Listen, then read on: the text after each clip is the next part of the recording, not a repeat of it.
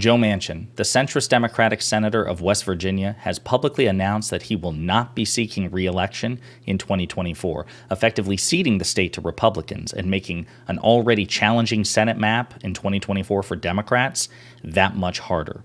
But before we unpack all that, if you haven't yet, please hit that like, subscribe, and the alert bell.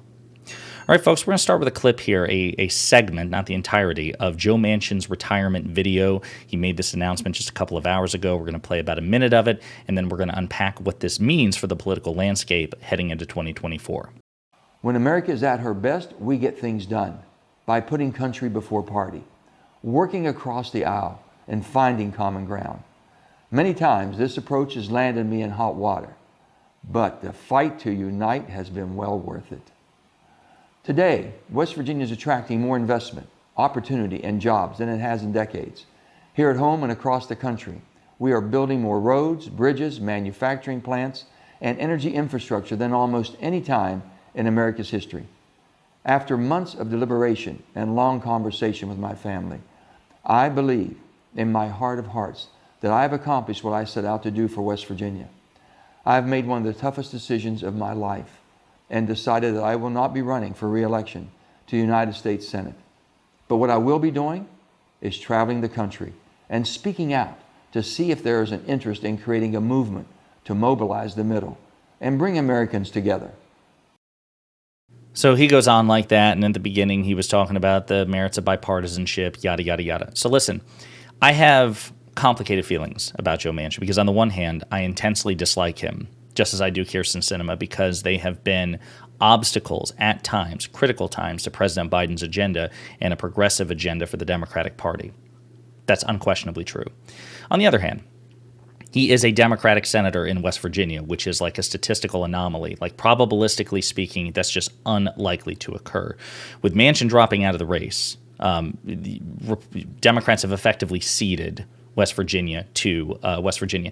This is from Axios. The Democratic Senatorial Campaign Committee left little doubt that West Virginia is effectively ceded to Republicans, with spokesperson David Bergstein citing Ted Cruz and Rick Scott as possible targets in a statement that didn't reference the Mountain State. Makes sense, because West Virginia is much redder than Florida or Texas, okay? Joe Manchin was probably the best we were ever going to get in West Virginia, barring some sort of cosmic political shift within that state.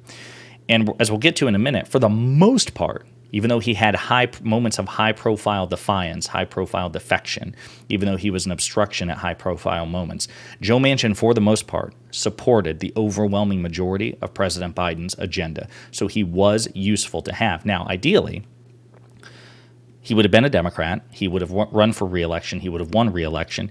And hopefully we would have picked up additional seats so that Manchin and Sinema would be, if she chooses to run for re-election and, God forbid, and wins, they would be surpluses.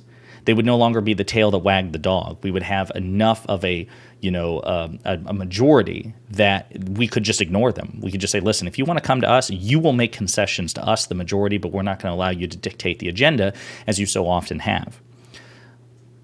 But he's no longer running for re-election. And honestly, he was probably going to lose anyway, which is one of the reasons why he dipped out. He was facing a stiff challenge from a Republican challenger who was also, like Manchin, a former governor of West Virginia. And the guy's name is like Jim Justice. Like he is like the cartoon trope of a conservative Republican from West Virginia, down to his even his name. But with that in mind, I just, again, want to reiterate this. For the most part, Joe Manchin did vote with President Biden. It was almost 90% of the time, 87.9, 88% of the time. That's huge, right? And I had to remind myself of that because there were times on Twitter and on Reddit and in debates with people privately and publicly when they would say, oh, we need to primary Joe Manchin. I'm thinking that would be a complete waste of resources.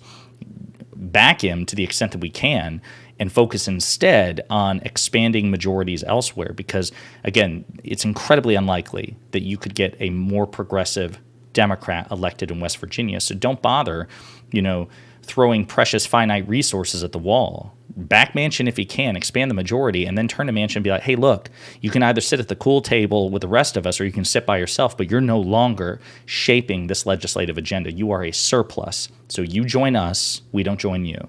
That was the ideal. It's probably not going to happen now, or definitely won't happen now because he's retiring.